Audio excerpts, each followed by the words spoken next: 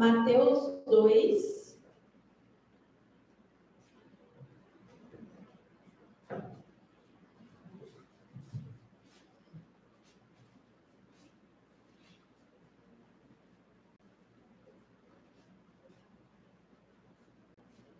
Vocês não vão acreditar, mas essa é a vontade do Senhor. Nós vamos ler o versículo 10 e 11. Página 1053.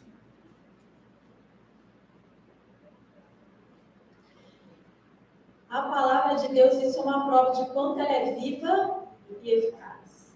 Porque Deus usou esse texto para falar conosco através do louvor, né? E agora Deus vai usar o mesmo texto para falar do dízimo. Então vamos ler aí, versículo 10. E vendo a estrela, lá em Apocalipse capítulo 1, fala que estrela é anjo. A Priscila até comentou isso. Então, quando eles estavam vendo as estrelas, olha que coisa interessante. Deus abriu os olhos espirituais daqueles sábios, magos, e eles puderam enxergar o mundo espiritual. Alguém aqui já teve uma visão de anjos? Então, se Deus estava concedendo isso, acho que pode abaixar um pouquinho para o Jorginho, que eu senti. Se Deus concedeu uma abertura dos olhos espirituais para aqueles sábios, para aqueles magos, significa que eles eram importantes para Deus. Por que eles eram importantes para Deus? Porque eles estavam fazendo algo que o povo de Deus não estava fazendo. Eles estavam estudando as profecias e eles tinham um interesse legítimo em adorar o nosso Senhor Jesus Cristo. O interesse no coração daqueles homens era a adoração. E quando Deus olha para nós, nos vê estudando, a gente acabou de ler aqui no finalzinho, né, que quando se há um interesse pela verdade, Deus abre as Escrituras. E foi exatamente o que ele fez com esses sábios. Então, vendo as estrelas, os olhos espirituais deles estavam abertos, e quando os olhos espirituais estão abertos, o que aconteceu? Eles se alegraram muito, com pouco júbilo. Não, havia uma grande alegria. E entrando na casa, Jesus, então, a gente já sabe que ele não estava onde? Na manjedoura. Ele já estava em casa. Eles viram o menino com Maria, sua mãe, e prostraram-se o adorando. Isso me chamou muita atenção.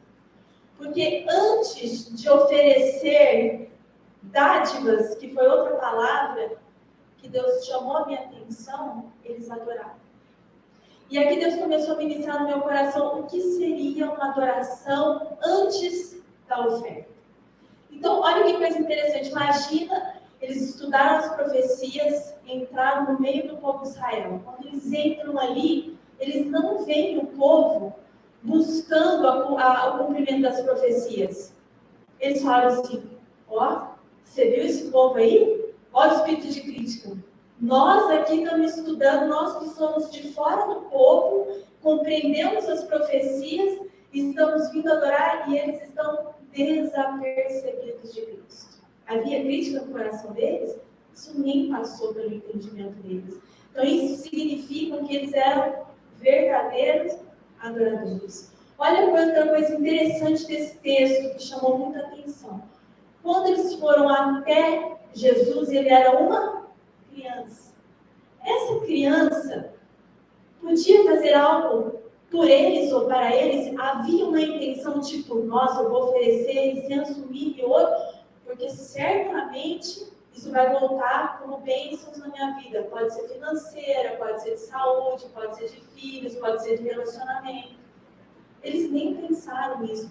O interesse da adoração era tão grande que eles somente queriam entregar as suas dádivas. E essa palavra me chamou muita atenção. E eu fui buscar o significado dela. E dádiva é o seguinte, é tudo aquilo que se recebe gratuitamente. O que eles estavam, Jesus estava recebendo gratuitamente deles. E eles não estavam recebendo absolutamente nada em troca. Por isso é chamado de dádiva. E quando quantos de nós, será que quando Jesus olhar para as nossas ofertas, os nossos dízimos, ele vai poder dizer o que foi dito aqui? E ofertaram-lhe dádivas. Então, o que Deus está nos chamando hoje, irmãos, é uma verdadeira adoração. Sabe o que é uma adoração completa? É você... Uma outra coisa muito importante, por exemplo, como eu posso entender o que Deus quer de mim na adoração para eu poder ofertar isso ser legítimo diante de Deus, ou dizimar? Por exemplo, você vem, hoje é quarta-feira, muitos trabalharam o dia inteiro, estão cansados, e nós temos que lutar com a mente, para manter a nossa mente ligada naquilo que Deus pode estar querendo falar com cada um de nós através de qualquer ministro que vem na frente. Mas muitas vezes a gente vem para um culto não em sinal de adoração como aqueles homens sábios faziam.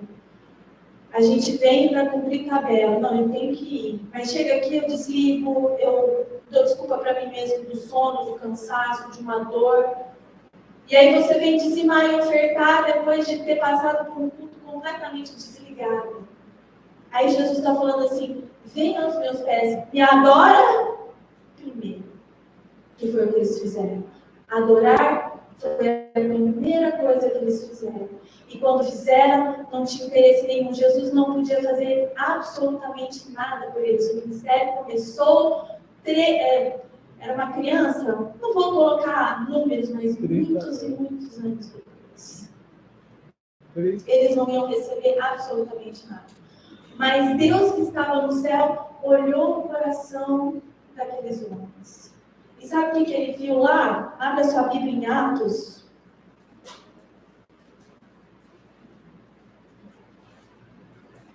Atos 21,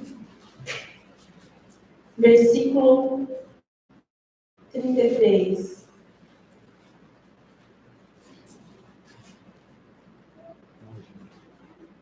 Mil 271 é a página. 1271, Atos 21. Nós vamos ler a partir do...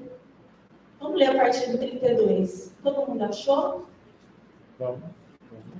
1271, Atos 20. 1271, Atos 20, versículo 33. Foi?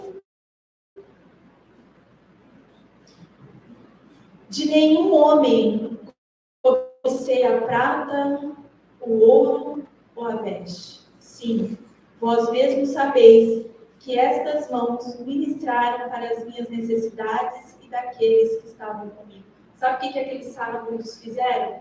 Ministraram para as necessidades de Jesus. Quais necessidades? Logo, na sequência, ele seria perseguido e morto se não houvesse tido a entrega desses sábios, o ouro, a mirra e os selos. Porque foi através dessas ofertas dadas por esses sábios que ele usou para fugir para o Egito. 35. Tenho-vos mostrado todas as coisas, que trabalhando assim é necessário apoiar os fracos. Jesus naquele momento era forte, nós como crianças. Maria e José tinham recursos? Não, eles eram fracos.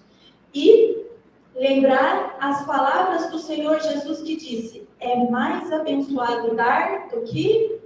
O que esses magos tinham no coração? Eles deram. Estudando as profecias, estudando a palavra, Deus ministrou no coração deles. É melhor dar do que receber.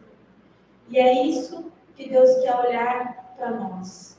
O desapego e deixar aquilo que Deus tem dado para nós ser úteis nas mãos de Deus. Às vezes, uma situação simples, irmãos. Porque se outra